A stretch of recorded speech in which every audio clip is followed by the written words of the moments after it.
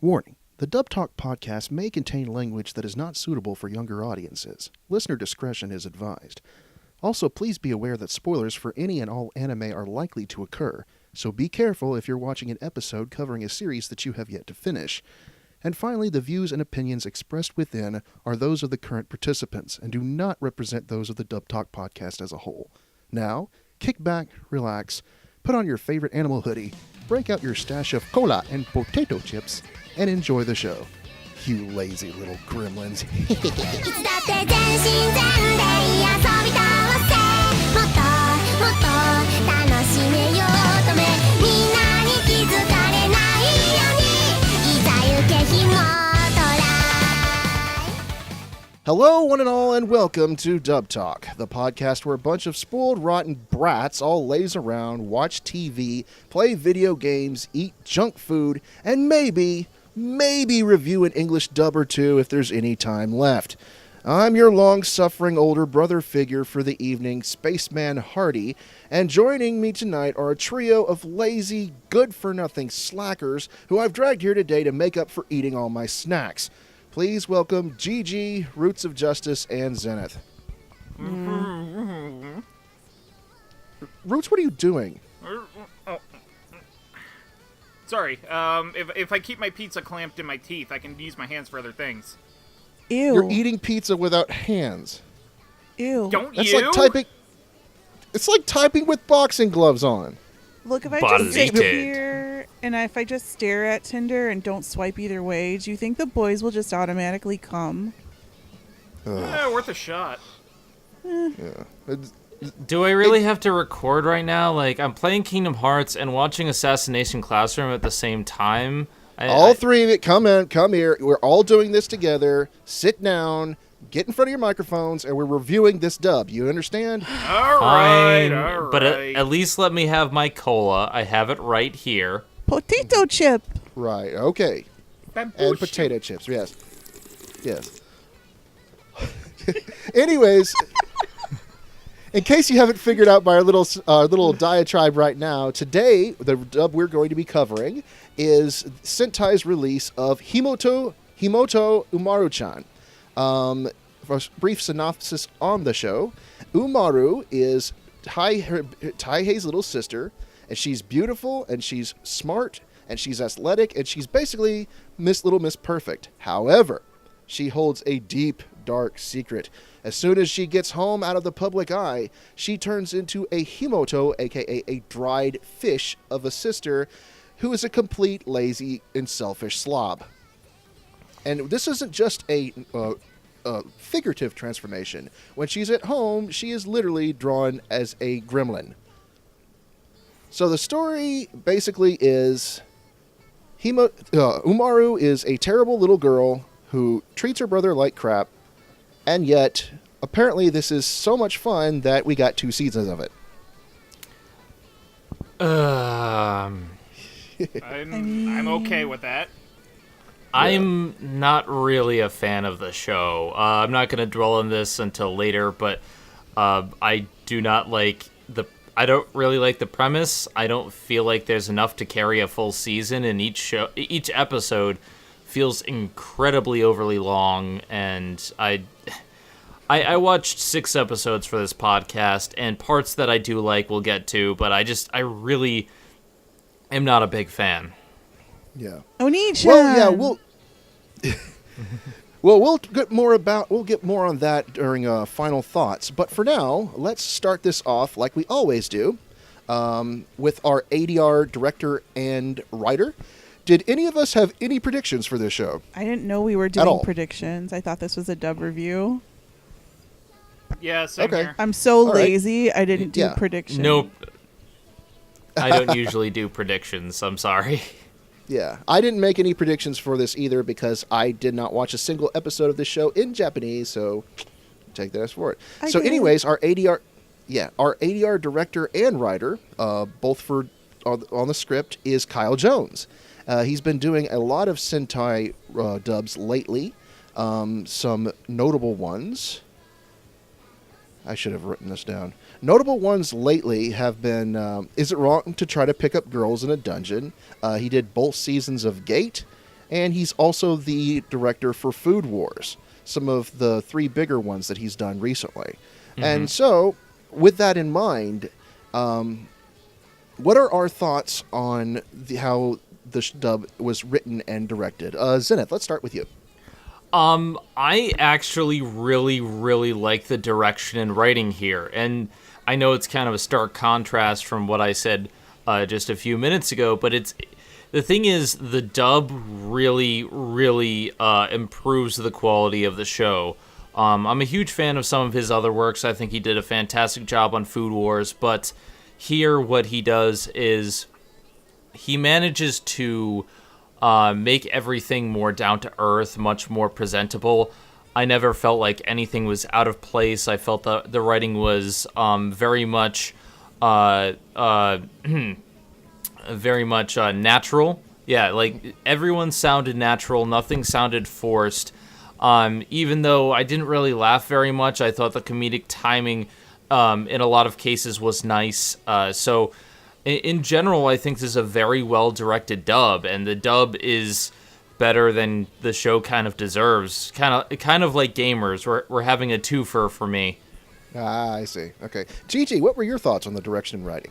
Well, first of all, I just want to say that this show was released on my birthday. So happy birthday to me. I got it for my birthday. So KCJ, props to KCJ for letting Emily Neves do whatever the fuck she wanted to, because I don't know. I don't know how the script went. I'm not saying, how it went or whatever, but it just seemed like a good chunk of it was very improv, which even if it were actually scripted, then that's even better, because it just kind of like seemed to roll off her tongue with all of that. It was infinitely more interesting than the Japanese version, because I watched the first 3 episodes in Japanese and immediately put it to the side, because again, I thought it was sort of funny, but it wasn't like really funny, and I didn't really like any of the characters except for Umaru. So I was like, okay, whatever. I'm still gonna buy it anyway because it comes in a nice box. But I guess the best thing that he does here is that he's willing to take a lot of chances and make a lot of interesting choices. There are some accents that some of the characters do, and we'll talk about them later, but by and large, I feel that a lot of them don't work. But hey, he tried and he wanted to do something different, and it made it infinitely more interesting than just a straight on however you wanted to do it dub. So I think he did a great job with the writing and directing, just in the sense alone that it was way more interesting than the original. All right, Roots, what are your thoughts? Okay, so comedy dubs are kind of a weird animal to me. Because, a lot of comedy anime revolves around wordplay, and that's very, very hard to translate. So I rate comedy dubs on how well you can fudge it. And I am happy to say I've only managed to see the first 6 episodes due to reasons, but I do have to say the writing is it's loose, and it works. And I do have to appreciate the decisions Kyle Jones made on direction, especially revolving around a certain character that we will get to. Gotcha. My own personal thoughts is I like the directing a whole lot and the writing. It's able to throw in a little bit of modern hip lingo and stuff, but it makes sense given the show's content. And so, yeah, I've been really tough about adding in that sort of stuff in dubs before, but here it seems to be a lot more appropriate. And yeah, kudos to Kyle Jones for that. As far as the acting goes, I think generally it's done very well. There are a few hiccups, but we'll get into that more. Kyle Jones, in my opinion, his dubs have been rather hit and miss, depending on the show, but I think this in general is one of the stronger ones. So moving on to our actual characters, we go to The good thing about this show, it has a very small cast. There are really only 7 main characters. And from here, we start out with Kanao and Tachibana. Kanao is Taihei's, the older brother's, boss, and Tachibana is one of his workmates who works with him. And these characters, Kanao is voiced by Maggie Flecknoe, and Tachibana is voiced by Scott Gibbs. Maggie Flecknoe, you've heard in other dubs such as High School of the Dead. You've heard as Sayat Takagi. You've heard her in classic shows like Canon. She's also Marielle in Log Horizon. And she's also in Love, Chunibyo, and Other Delusions. As for Scott Gibbs... Don't spoil the new one. Okay. I won't spoil the new one, no. As for Scott Gibbs, you've heard him. He's Sora in No Game No Life. He's Oda Nobunaga in Nobunaga the Fool, and he's also in the dubs for Chaika the Coffin Princess and Aoharu X Machine Gun. So how did we think about these two characters? Zenith, we'll start off with you again. Well, they don't appear very often in earlier episodes. I'm not sure past episode 6. But what I think I like about them is they seem like natural-sounding people. They don't really stand out, but they're supposed to be office workers, and that's kind of the point of them. So they don't really need to stand out. They sounded natural. They sounded fine. I thought both of the voices fit very well. So I didn't have any problems with that. All right. Gigi, what about you? Well, we all know where Maggie Flecknoe likes to leave her hat, Lito's hat, because she's Yui from both seasons of Diabolic Lovers. That's right. I forgot about dear that. God, please murder me in the face. Anyway. She's horrible in that. Well, she's not horrible. Yui's horrible. But here as the boss, the childhood friend, there's really nothing really special about her. I think she does a good job, but nothing really stands out or is really remarkable. And I'm kind of sad to say that that's been happening with a lot of performances I've heard from her lately. I'm just waiting for her to stand out like she did back when she did Red Garden, because she was so good in Red Garden, and nobody's seen that anime because it's really old and it's kind of like strange, but she was so Isn't good that in like that, the and I vampire keep one? waiting. Did you? I watched it. I think. Did you? Did you like her in Red Garden? She was Rachel. I only saw it subtitled. Is the thing, because it was right as I think it was right as Funimation was getting the rights to it, and they didn't put up the dub on their website yet. The dub is really good. Red Garden. The dub is really good because it took a lot of chances, and because it's set in America, you can definitely tell like the different kind of American accents they were used in it, and she was really good in that. And I'm waiting for her to break out and do something that makes me want to like give her a standing O again, and it's not happening. But Scott Gibbs, guys, Scott Gibbs is hot. Can I just tell you how hot Scott Gibbs is? If by the grace of Scott Gibbs is freaking hot. Like, by the grace of God, if he's listening to this, yes, on his abs of steel. I don't know. He's freaking hot. Anyway, yeah. See, when I first saw this character, I thought he had a really cute voice. But there's absolutely like 5 lines in the entire show that he says. There's not a lot to go on. And I don't really understand this character. I think maybe I missed something because he's Sylphynford's brother, isn't he? Yes, he is. Why is she so freaked out by him? Is she like Oni-chan in love with him? The world may never know. Yeah, they don't really explain that. That's what I was kind of wondering. Maybe she's embarrassed to do things in front of her brother. There's a lot that is not stated, unfortunately. Yeah, I was very confused with that, and I was just waiting for something to to happen to get some kind of sense of what chemistry these characters have together, and there wasn't any. But Scott Gibbs is hot, and he's actually really good, and I don't care. So there you go. I love you. Roots, Don't what did you listen have to this say? podcast. Okay, Did you also want to say Scott Gibbs is hot, Roots? You can, but I'll fight you. I want to him. say Scott Gibbs is hot, but Listen, we're gonna throw down later if I stop being lazy. He's a handsome man, but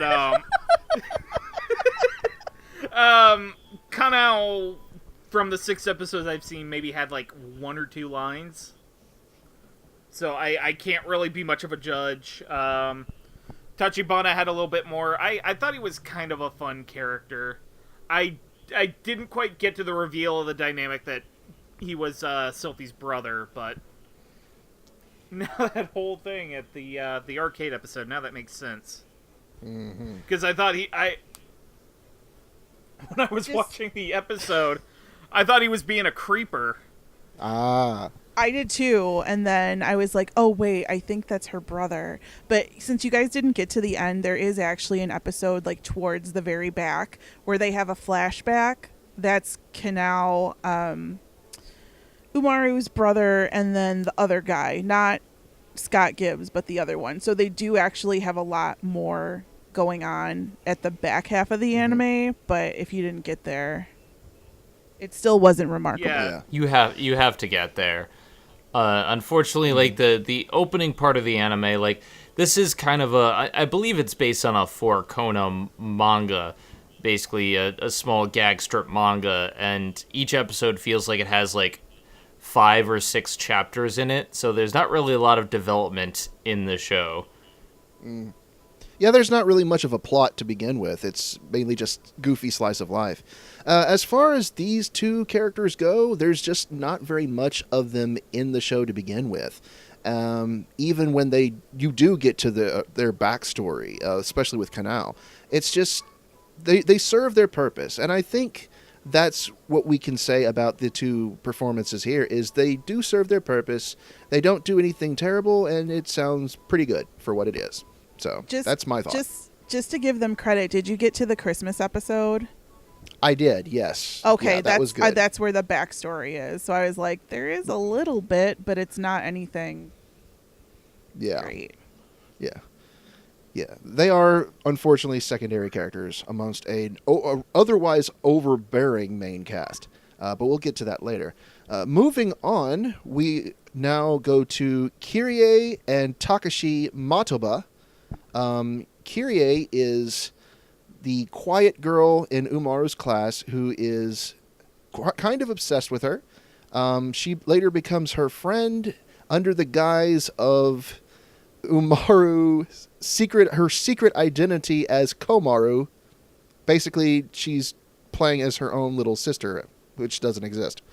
And Takeshi, aka Bomber, is her older brother who she does not have the best relationship with, and he's just a big, lovable goof who also works at Taihei's place of business. So, playing these characters, we have Jade Saxton as Kirie, and we have Jason Douglas as Bomber. Jade Saxton, you've obviously heard her as Carla in Fairy Tail, one of her more prominent roles. She was Hachin in Michiko and Hachin. She's Nona in Death Parade, and she's also Mira in Dimension W. Jason Douglas, you've probably seen him if you've watched a little show you might have heard of called The Walking Dead. He's in that, but he's also a very talented voice actor, has been for years. He's played Beerus in Dragon Ball Super. He is Mike Zacharias in Attack on Titan. And he's done a number of roles for ADV dubs, such as Azumanga Daioh and Cyber Team and Akihabara. So, what did we think of these 2 roles? I think Takashi does a pretty good job. He's another one that we don't really get too much of. He does a good job with the voice, but he doesn't have much presence. Kirie is all over the show because she has kind of a big crush on Umaru-Chan. Like like, legitimately huge crush. It's very obvious from the moment she steps on screen. But she's too shy to say stuff, except for the fact that she can talk to little kids. Here's the problem. The whole Komaru thing is so stupid because okay, hear me out for a second. I know in the show they stylize when Umaru-Chan goes inside her room and she changes form and transforms. But if you think in the context of the situation, she's not literally transforming. She's the same person. And just because you have a kigurumi on and talk like a little girl does not mean you're suddenly a younger sister figure. Like, but even more so than that, like, Nana's living downstairs and she says that, and she walks home with her all the time. Like, how is the secret not come out? I don't understand how Kirie buys this. But she does, and she's just like, oh my god, you're so cute. Teach me your ways, master. I'm sorry. Suspension of disbelief. Okay, think of it this way. Okay. Before and after you put on makeup, huge difference. If you think of it that way, I know that's not what they do in the anime, but like, think of like School Umaru as the after photo, and think of Komaru as the before. I guess it does lead to some funny shenanigans later, so I can give it. But the whole time, I do have that nagging little thing at the back of my mind, like, really, no one knows, no one notices this. But anyway, in terms of the voice acting, I think she does a great job. Like, I'm not too big a fan of the character per se, mostly because of the whole misunderstanding. But the voice acting itself, I think, is really, really well done. These are best boy and best girl right here in this little area. So I was on. That's not how you say Nana. Are you freaking kidding me? Oh, no, we're gonna have joking. waifu wars in a minute. No, we'll get to my best girl, but it's not Nana. I had waifu wars last night. Oh God. Anyways, so Bomber. So here's a fun little story, because I was like watching the show and I was like, oh my God, who is this guy? This isn't Andrew Love, but he could be like sort of in the same realm as Andrew Love, because y'all know Andrew Love is Sentai Best Boy. So I was like, who is this dude? So I'm like, I've never heard him in anything before. And I'm totally like on Wiki, and they were like, Jason Douglas has been acting for over 10 years, is in The Walking Dead. And I was like, oh, whoops. So I know nothing. So that's fun.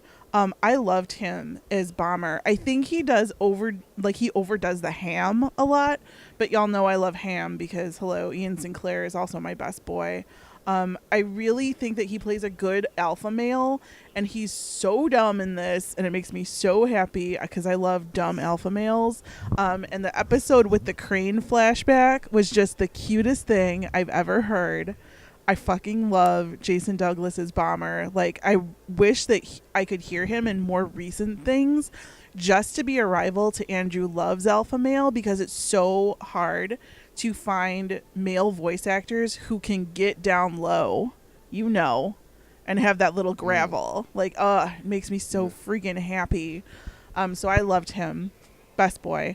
And then Kirie is actually best girl, but not because I like the character. Character on her own drives me up the freaking wall. I want to smack her with an umaibo and call it a day. Oh my God, I hate her. I hate this character. But Jade makes her so cute that I can't stand it. She has like such this nice contrast between the shy parts and the angry parts. And I haven't really heard Jade Saxton in a lot of things, basically because I don't watch anime with girls in it. So this is very strange, but she was totally so cute in here. The one thing I do have to say, and this is more of a thing to the writing to anything else, is that, oh my God, with the master thing, like, if she said master one more time up against that wall with that umaibo, we'll make her choke on the salmon roe one. I was just like, no, please stop.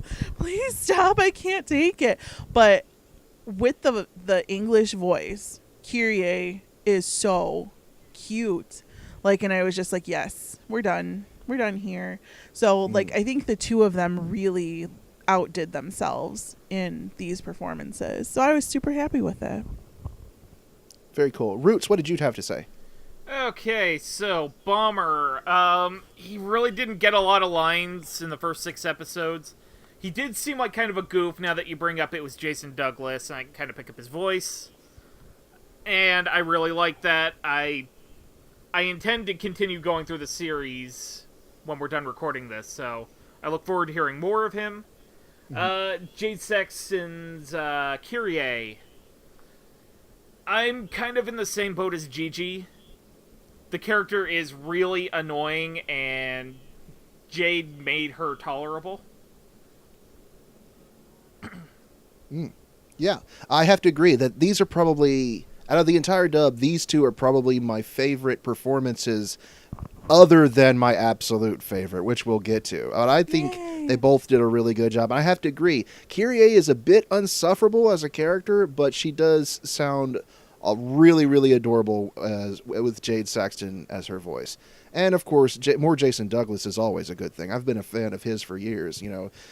Believe it or not, one thing I forgot, interesting story, Jason Douglas was in my all-time favorite movie, which is Sin City. Yep. He was the assassin who got his balls shot off by Marv near the beginning of the film.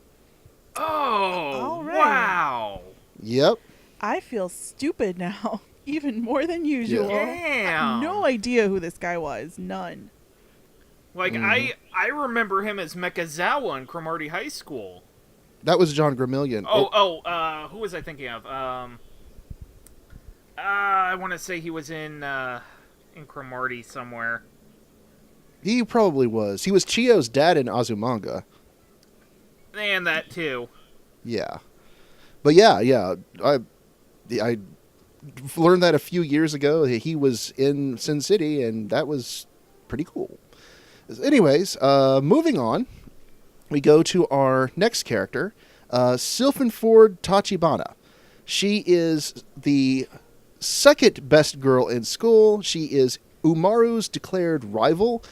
She lives her life trying to one-up Umaru as much as possible, and she is quite touched in the head a little bit. Very haughty and has a bit of a better-than-you persona. Playing Sylphynford, or Sylphie as we call her, is Christina Kelly. She's a relative newcomer. She's been in a few dubs here and there. Most recently in Akame ga Kill as Mine. She's been in Cross-Ange, Food Wars, and let's see here. Can we talk about this one? Let's see. Better not.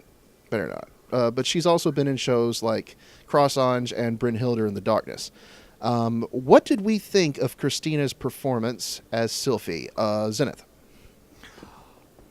Well, first of all, this is actual best girl. Sylphynford made the show tolerable for me, because after the first episode, I wanted to stop watching. But we had to record the episode, and I'm just like, I'm not gonna be a little bitch and puss out here, so I kept watching, and the moment she came on screen, I fell in love with her character. I love her design. I love everything about her. I love that her eyes are, like, crazy. And, like, there's just so many things that I like about her. I kind of want her to one-up Umaru-Chan, because Umaru-Chan needs to shut the fuck up. Oh, snap. Yes, I don't like her at all. We'll get to that. But I loved her so much, and a lot of what I loved about her was the voice acting. She reminded me a lot of Renge, but if Renge from Oran had a better voice, like, she really was well voice acted. I think everything was well done with this character. She made me watch whenever she was on screen, and I want that goddamn outfit because she's cute. And I love that. Gigi, what do you have to say? Oh, shit. Oh, God, I don't know. All right.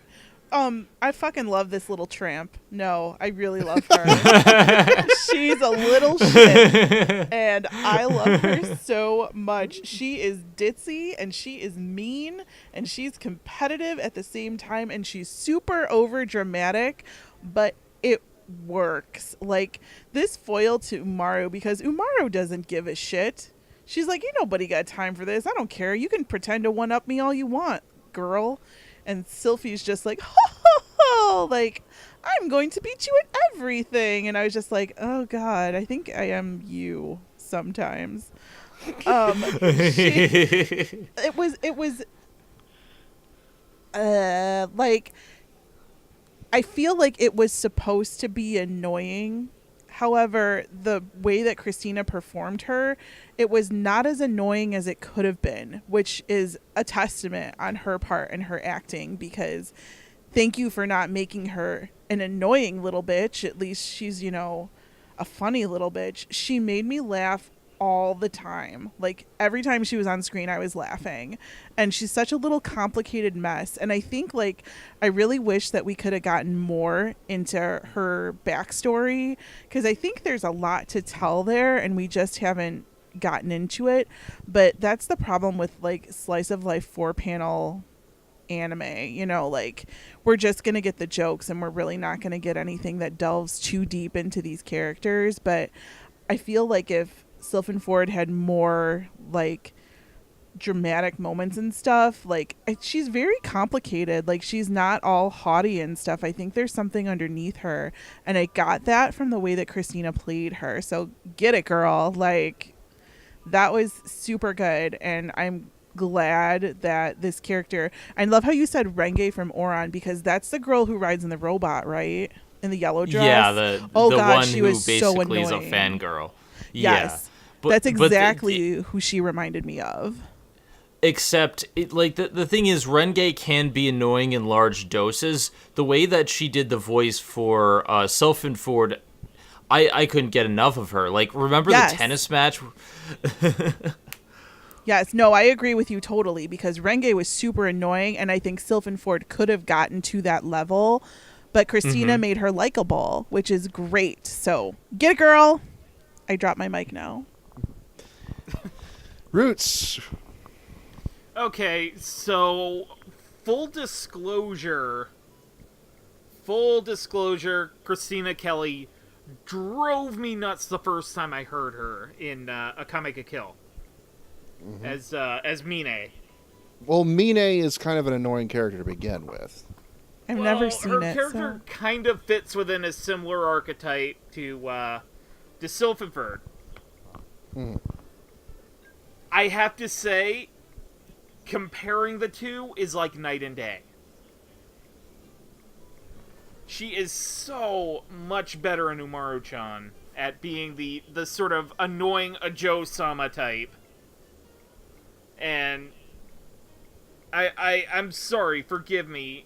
She was so annoying in Akame Kill. So shows she is definitely vastly improving over the past, it's been 2 years? Something like that, yeah. Yeah. In only 2 years, she has improved to the level she has. So I gotta give major props to her.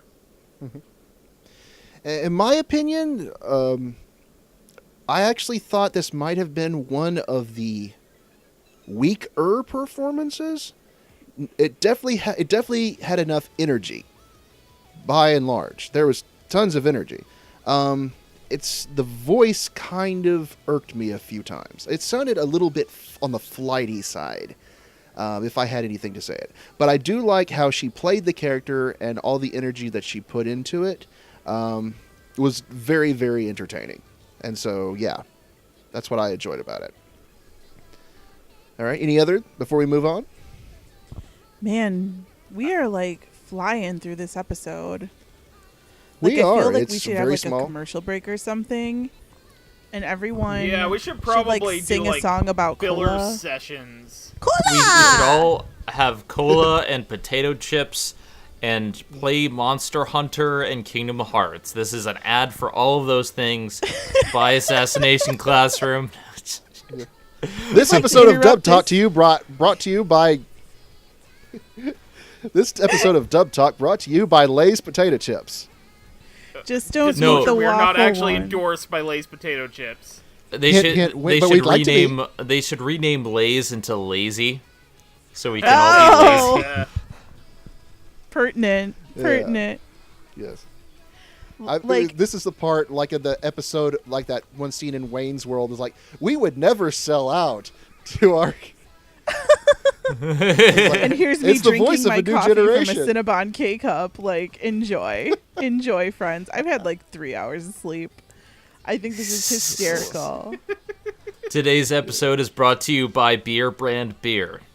Duff Beer, it's the best. Yes. Duff beer for me. The cause of and solution to all of All life's life's problems. problems. Duff beer for you. I'll have a Duff. You'll have one too. You're welcome. You're welcome for that, guys. Anyways, back That to was our fun. regularly scheduled program, which was brought to you by Coca-Cola and Lay's potato chips. Brought to you by Eagle Creek Beer. Eagle Creek Beer. It gets you shit-faced. Eagle Creek beer. Drink till she's pretty. No, that's horrible. I'm going home. I'm sorry. Let- Anyways, moving on to our next cast member. Eagle Creek Beer. Drink until she deforms into a little Kigurumi shit gremlin. So that's how so Umaru wait, works. Zenith, we so figured is it that- out. Is that how it works? Does Kirie, like, is she drinking so much beer during the day Oh, that... she is totally day sauced. Kirie is on so much acid all the time. That I'm this just so is how high it right works. now, guys. Yeah. You won't get high? Don't forget to bring a towel. Okay. Oh, God. Okay. I think we got a moving good enough on. interlude there. Yeah. At least we can yeah. entertain ourselves, kids. At least we can entertain ourselves. Moving on. Moving on to Umaru's next classmate is her downstairs neighbor, Nana Ebina. She lives in the same apartment complex as Umaru and Taihei in the lower level. She's very shy. She's actually from a rural area in Japan known as Akita, and she occasionally slips into her southern accent when she doesn't think about it. Also, she has pretty big knockers, and she's got a crush on the big brother. So playing this character is Sarah Ornelas. I hope I'm saying that right. We've heard her in other dubs such as Outbreak Company and Magical Warfare Beyond the Boundary, and as Stephanie in No Game, No Life. So, what were our thoughts of Sarah's performance? I really think she did a great job. She's my second favorite character in the show, and when she was actually introduced, I'm like, okay, things are starting to get a little bit better because I like her character. But I really like what they're doing. What they started to do and never really went through with her rural background and her accent. They had a very brief moment in one of the episodes, one of the earlier episodes, where they talked about her, like, you know, she wanted to go to a big city, and her mom was just like, you know, don't let them intimidate you. They're not better than you. And I kind of got a Tadokoro Megumi vibe from Food Wars there.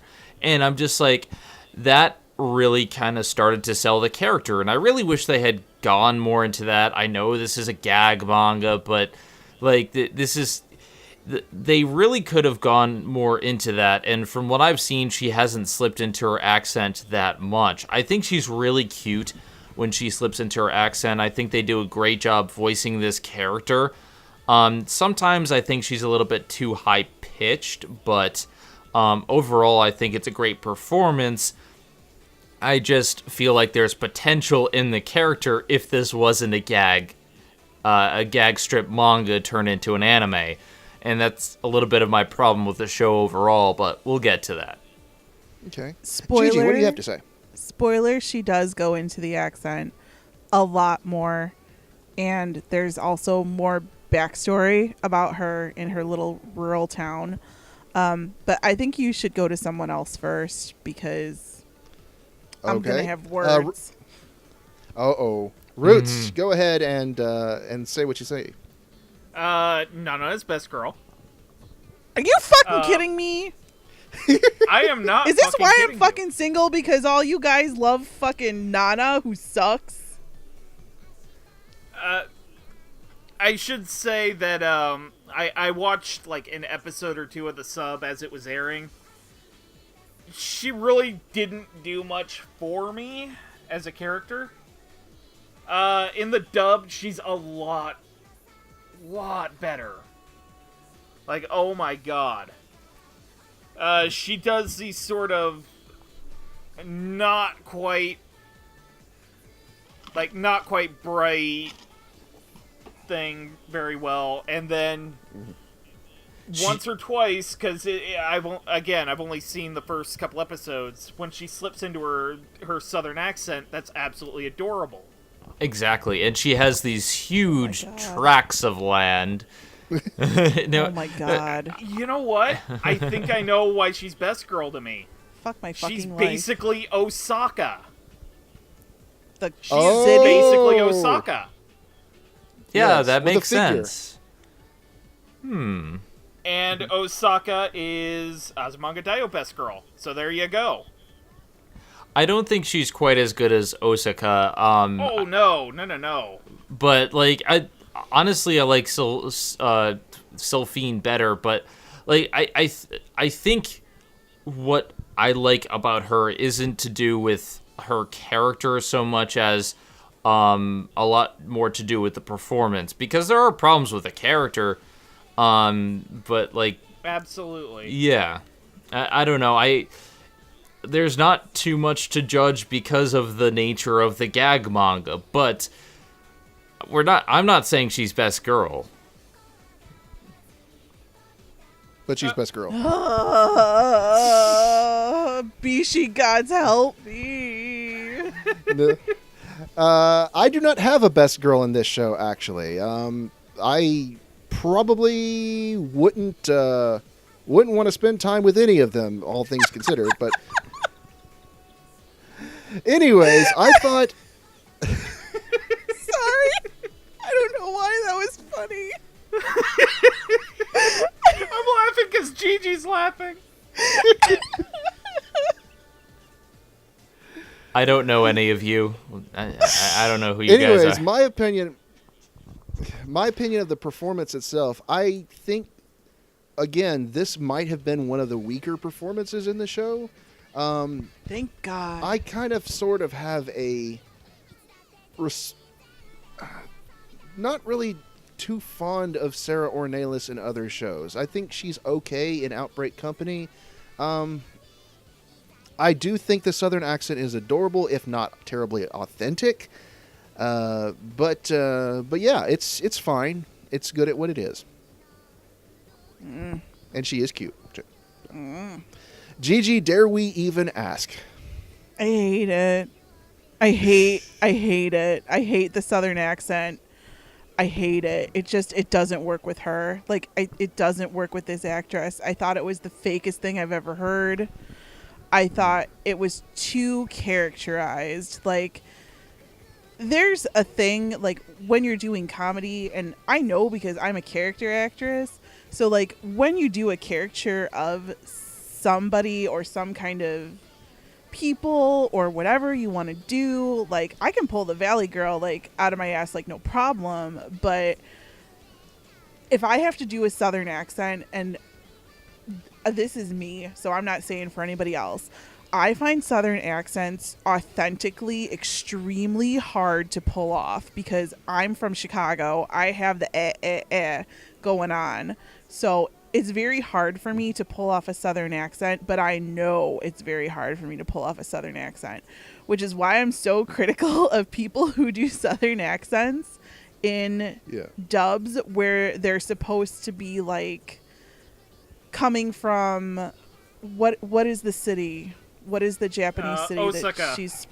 Okay, when they're coming from Akita. Osaka, Akita, whatever. One of the quote southern ones that everybody seems to want to shove the southern accent on.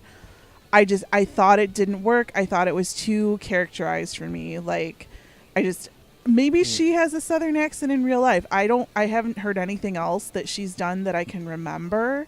So I'm not saying that. Other than that, like, other than the accent, I thought she was okay.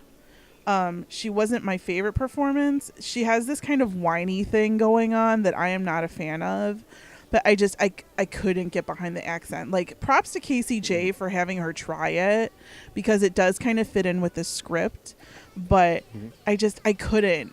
And you guys think it's so cute, and I'm like, no, like, it's grating like nails on a chalkboard to me. And it's not. It's just the way the character is so characterized. Like I said, maybe if I could hear her doing a different kind of southern accent for a different character, or just hear her talk normally. But this, I couldn't. I'm so sorry. Like, I feel like a total whore right now, but I'm just like, I couldn't. Like, every time she was on the screen and I knew she was going to make that flip, I just wanted to mute it. Like, I don't do southern accents. Like, I don't care for them mostly. Like, you know how girls, like, they fall for, like, the southern accent, like, on the guys a lot of the times? Yeah, that's not me. So, I couldn't. I see. I understand entirely where you're coming from. As a Southerner, I can pick out an unauthentic Southern accent pretty well. They But are you don't very have an hard to do. accent. Well, I don't, but I slip into it every now and then. How do you do your especially southern accent? Yeah, how- do it. There's this feller. Now, he ain't exactly saying he's the smartest of the bunch. Hardy, I want you to talk like this from now on. Can you just do the rest of the episode No, like that? when I was contemplating doing video reviews like 10 years ago, back when they were the thing, I thought of doing like a spin-off of Bum Reviews, but it was Redneck Reviews. As Redneck Reviews starring Cletus T. And it would be like, woo, doggy, this here's the best dadgum anime I think I done ever seen. You sound like that dude from Toy Story. And this is how Hank Hill saved anime. Oh, you want to... Okay. Let's see. Oh, King of the Hill is like, my day starts at 9 and ends at 5. Whoa! That boy ain't right. And then you've See, got I'll tell Dale. you what. Okay, Dale, but that's, Dale is all like, you know the Martians are going to come and steal us. We're being invaded by aliens. Daddy, what happens when they ask for a steak well done? It's like, we politely but firmly ask them to leave. That's my purse. So much. I don't know Thank you. so just- much. you totally Dad, pulled. You we just, were supposed to go to the mall today. Oh my god! And then you've got, there's Hank. Okay. I sure do like them naked pictures on the internet. Makes me feel like I'm not so lonely. Hardy, you need to stop. You need to stop. You're gonna One kill more. me. One Boom more. Howard, One Boom more. Howard. Yes. Dang old internet, man. We're going to go click, and dang old naked chick, man. See, but you just proved my point, because you just did a bunch of characterized accents really, really well, but none of them sound authentic, like they're a real Southern accent. You know what I'm saying? Like, you just proved it Right. immediately. So thank you for Yeah. for that. I will not be doing And my I'm from Southern the accent. South, so. I will Yeah, not be that's the doing thing. that. So, good job. Good All job, right. Hardy. 10 out of 10. Would Umaru dub again? All right, moving on to our two main characters. Wow, we are blasting through this. I think we told you. already need another commercial break. We are going now to Taihei Doma, Umaru's older brother. He works at a company in systems support. He lives in a one-bedroom apartment with his younger sister. It's not like that. Get your brain out of the gutter. And he is the long-suffering and constantly just tormented, and he has to put up with all of Umaru's crap, has to buy her things that he doesn't want, and yeah, the story goes. Anyways, playing Taihei is a relatively new actor named Adam Noble. Now, he doesn't have too many roles under his belt. He is in Brynhildr in the Darkness, he's in Monthly Girls Nozuki-kun, he's in Outbreak Company, and he's in the new dub for Gate. And so, Zenith, tell us, what are your opinions of Adam Noble as Taihei? First of all, I feel so bad for Taihei. Like, he has to put up with so much shit. Like, I don't like kids as it is. And, like, the things that he has to put up with, I would not put up with. I wouldn't buy anything for her. I would tell her to get off her ass and get a job. But I feel so bad for this guy. So, but anyway, the voice acting, I think, is spot on. I love Taihei's voice acting. I think he definitely sounds like a worn-out older brother. But when he has those sweet moments where he's just like, I should probably, do a little bit for Umaru-Chan just to be nice. Like, he's able to change his tone very well, and I like that. I like how he does this character. So I give it a thumbs up, personally. Okay. Gigi, what are your thoughts? Hi, Adam Noble. How are you? I know you're sort of new, but welcome to Dub Talk. Since I've never talked about this boy before. Anyway, my life. Taihei's a fucking smooth operator. Like, Adam Noble's voice is so damn smooth. I can't take it. Like, I just kind of like want to listen to him talk. He kind of reminds me, not in like tone or anything, but just in the smoothness of his voice, of Howard Wang, who could read me the phone book and I'd be fucking happy. But I really liked his performance. It just sucks that this character is so boring. Taihei is boring, but it's not his fault. He's just a boring character. He's the straight man, and the straight man 9 times out of 10 is really boring. I did really like the more dramatic and characterized scenes that he had. There's one like towards the end where he is driving a car, like, and I was just fucking dying over it. I was like, that is hysterical. Like, I think Adam Noble does a really good job acting in this role, and he actually made Taihei somewhat interesting, which is hard to do for a straight man character with, that would be super boring otherwise. So welcome to the Dub Talk podcast, Adam Noble. We hope to be talking about you again soon. Be in a Bishi show. Thanks. Bye. Roots, what did you think? He sounds so burned out, and in any other show, well, not any other show, but most other shows, that would be considered an insult. Not here. Yeah. Oh my god, the shit he has to put up with. And he pulls off that, Taihei is just so done with everything. And he still tries to have a heart about all of this, but he's just...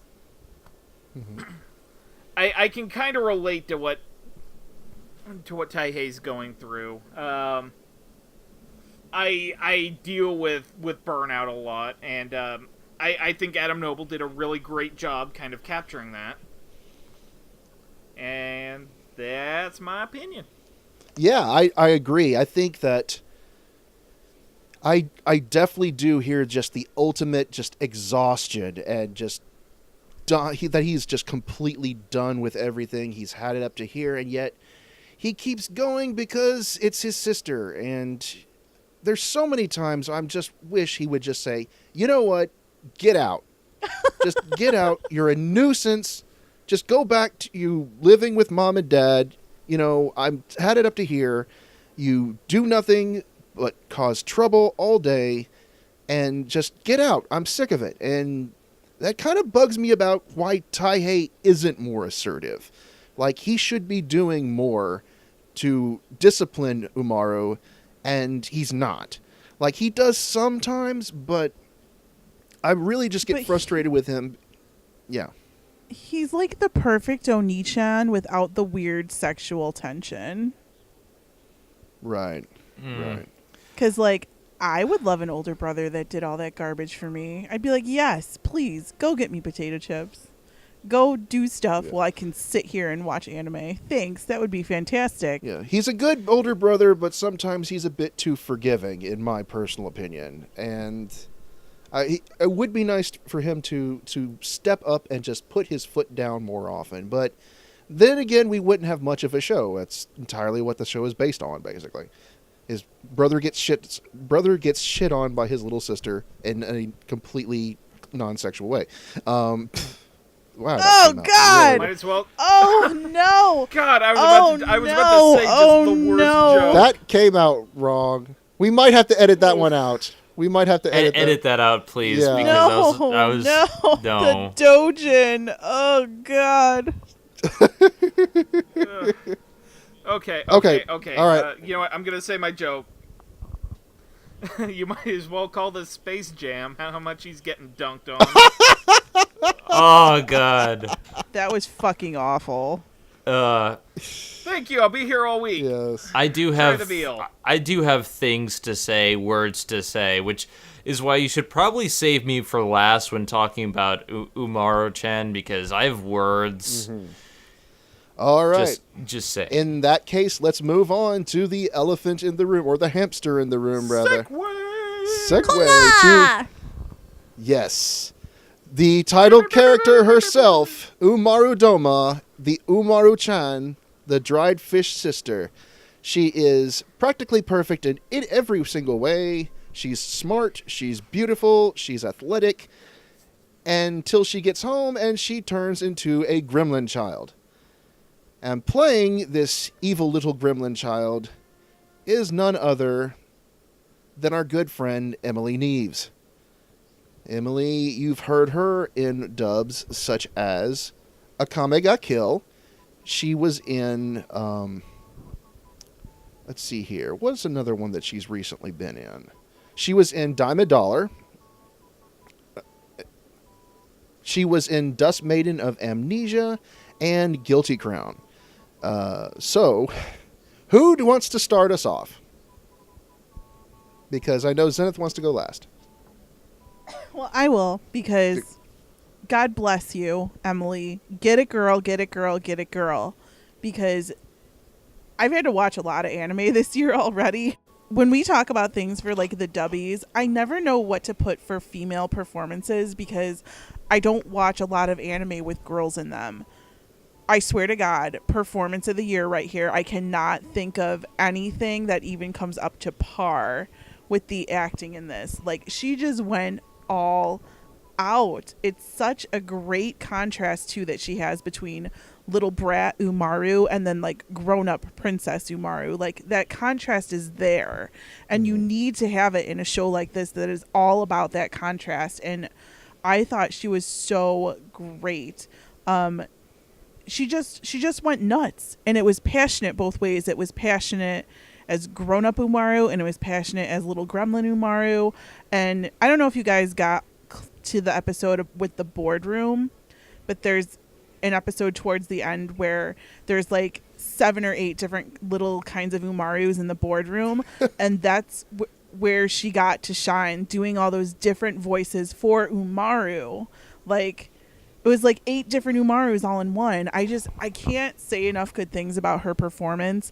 Character aside, whether you like or you hate Umaru for what she is, but the performance here just friggin' knocked me out of the water. And if it weren't for her, I probably would have shut the anime off. Let's be real. So I just wanted to see what she was going to say next. It was so cute. Cola! Oh my God, I'm losing my voice. I can't even do it. But potato chip. There you go. 10 out of 10 with Umaru again. Yeah. Roots, what do you think?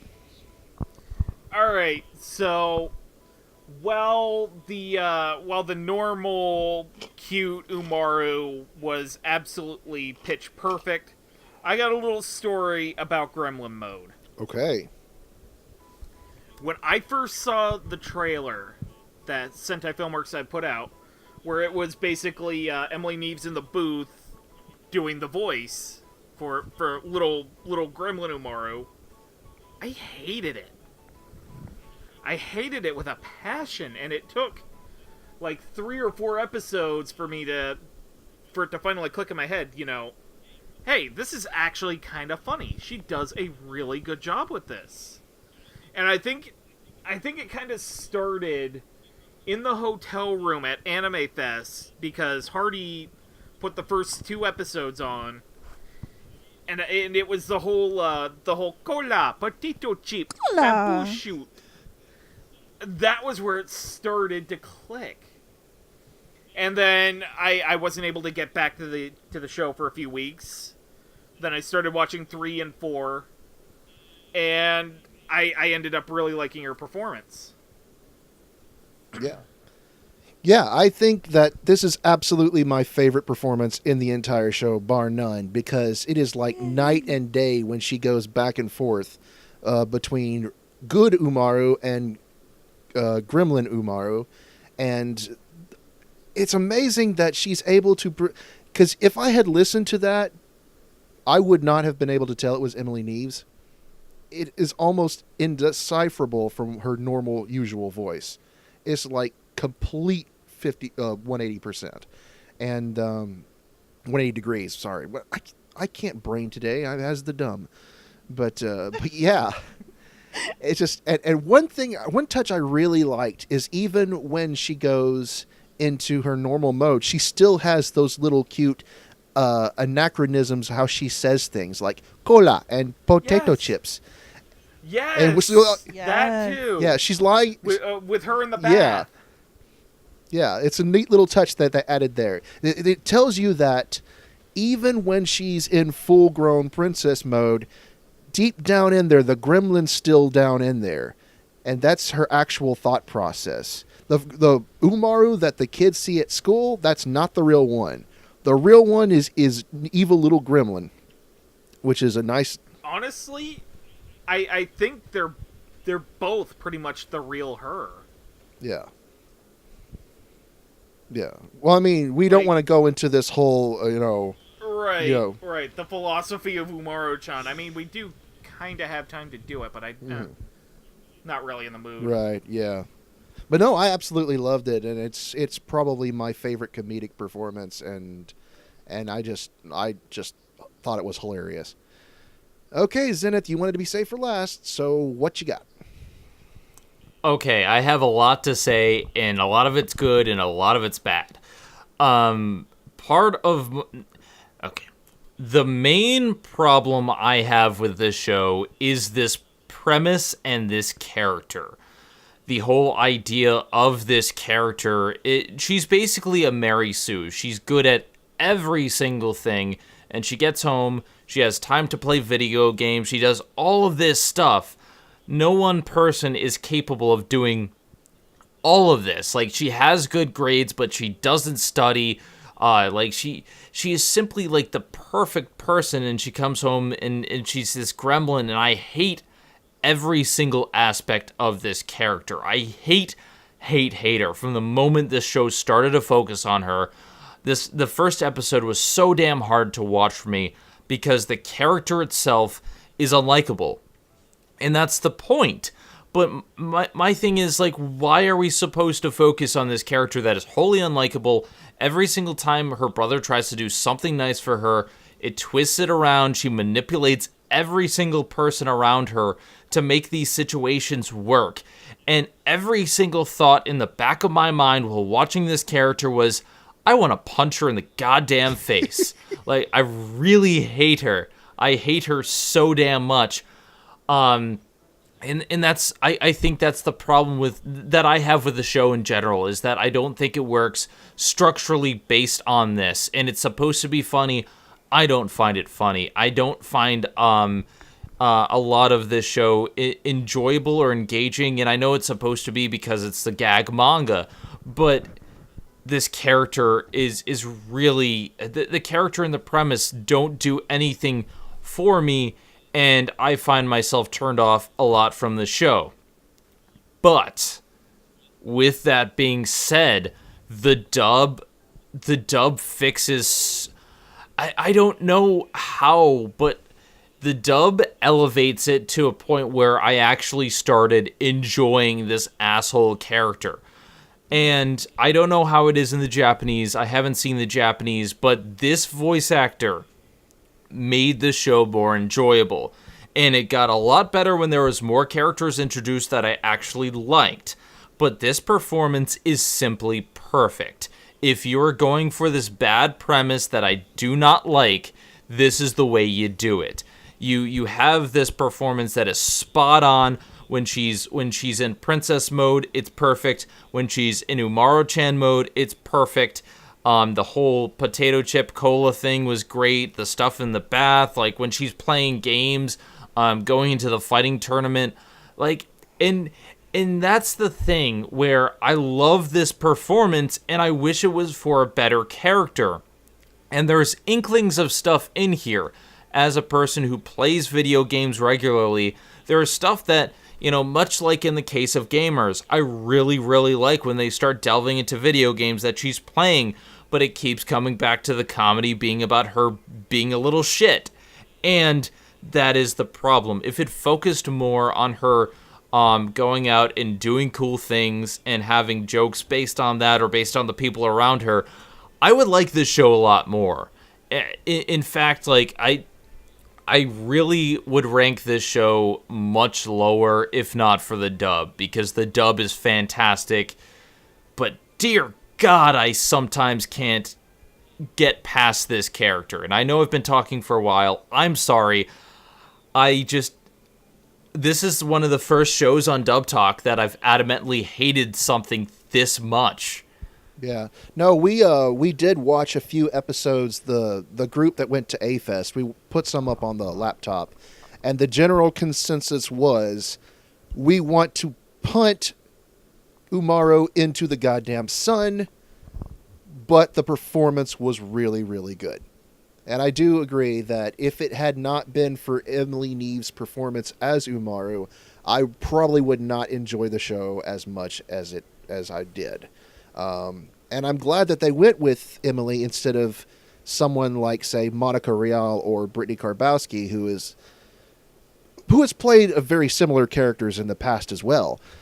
Because I did not know she was capable of producing this voice, to be perfectly honest. If I had one critique that I could make about the performance, it's that full-grown Umaru might sound a bit too old, but that is literally the only thing I can say. Everything about it is top-notch. And you know, interesting fact, it's interesting that you say that no actress could have done Umaru the way Emily Neves did, because she literally developed the Cartman-esque voice of Gremlin Umaru herself. Right. Did she? Good for her.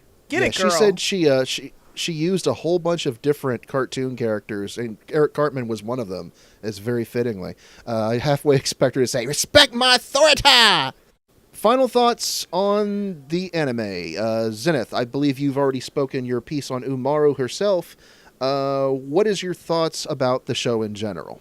Overall, I really was kind of meh about the show. I think the dub is what sells it. If the dub wasn't so good, then I would have more words to say. And I'm sorry if you hear my cat in the background. She's trying to get into the room because she is my little Umaru-Chan. Anyway, essentially, like, the show has a lot of good premise. The show has some good potential behind it, but I feel like a lot of it is squandered in terms of the actual, like, show itself. But the dub elevates it to a status where I can tolerate it mostly, except for the fact that I really don't like Umaru-Chan, and that makes getting through a lot of the episodes hard, even though she's voice cast perfectly. Okay. Gigi, what are your final thoughts? I don't think most comedies are funny. In fact, these slice of life gag comedies, I really don't think they're funny at all. And I honestly just bought this because it had a nice box, and then I got the box and I was disappointed with it. But that's besides the point. I actually ended up liking Umaru more than I thought I would in the English dub, because I'd watched the first 3 in Japanese when it was airing, and I was like, yeah, this is okay. Like, there's nothing really that special about it. But when I watched it dubbed, I actually wanted to watch more episodes of it. Like, I'm of the camp where I watch about 3 episodes of something and I get bored and I have to switch to something else. And I think I made it through like the first 5 or 6 without wanting to switch to something else in this, which is a feat in of itself, because I don't like slice of life and I don't think comedies are funny. So I know, Zenith, I get what you're talking about when you say you don't think that this is funny and you don't like the premise behind it.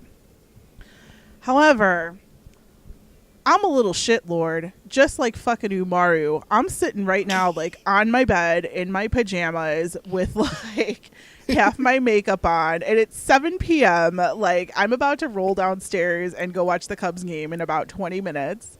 But So you're Umaru-Chan? Will I work every single day? You're the... Yeah. yeah, basically, can you buy Please me tell an me you endo have now? some cola.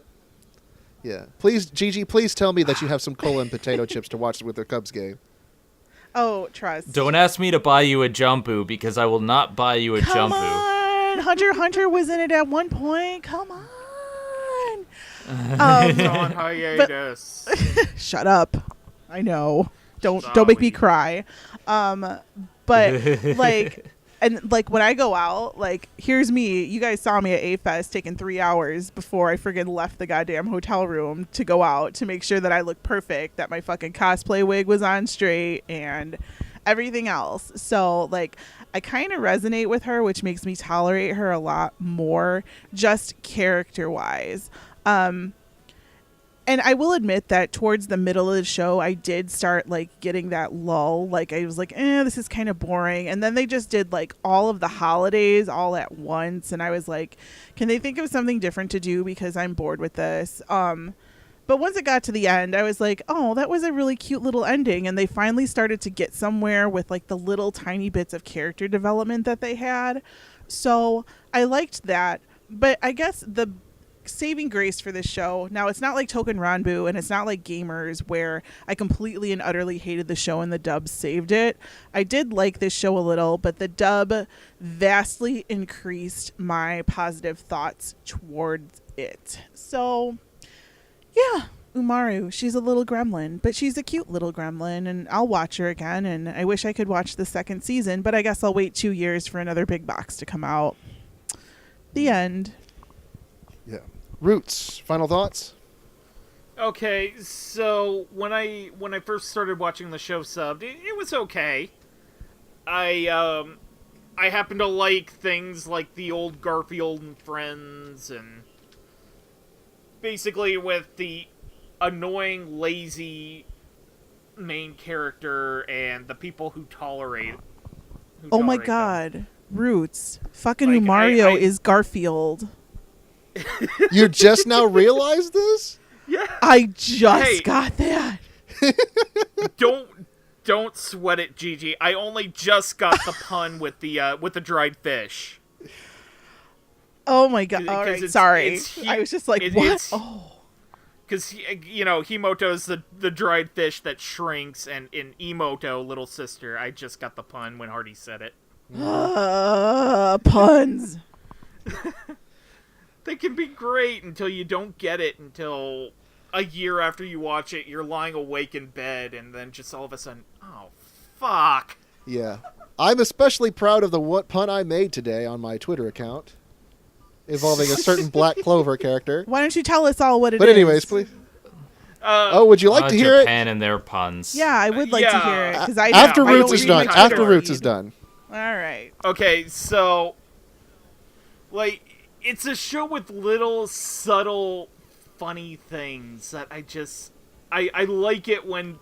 I like it when shows are low-key funny. And then they deliver big laughs, which, by the way, we weren't able to cover the particular actors, but I gotta give big time props to John Swayze and Vic Mignogna as the arcade employee in episode 4. Oh, they did a great job. Oh god, that was so Like, funny. I was like, Vic Mignogna, really? Okay. Like, they treat it like soldiers in a war, and it's amazing. A lot of like the war stuff was actually really well done, especially when they had the Metal Gear reference, and she's like, the CQC, and like she has the colonel asking her to go out on a mission to get cola. I'm like, if they did that more, like that was funny to me, and it didn't involve shitting on other people. So I was like, I liked that. Yeah. Hopefully we get more of that in season 2 in a year and a half. But we'll get to that. Anyway, the dub is spectacular. It really held my interest in a way that even the sub couldn't, and I was really okay with the sub version. So, for this to be such a stepped-up improvement, kudos to you, Kyle Jones. Kudos. And now for my final thoughts. I'll just be brief. I probably would not have watched the show without the dub, because the premise just does not appeal to me. Bratty little sister tortures her brother and does awful things is not a show I usually am fond of.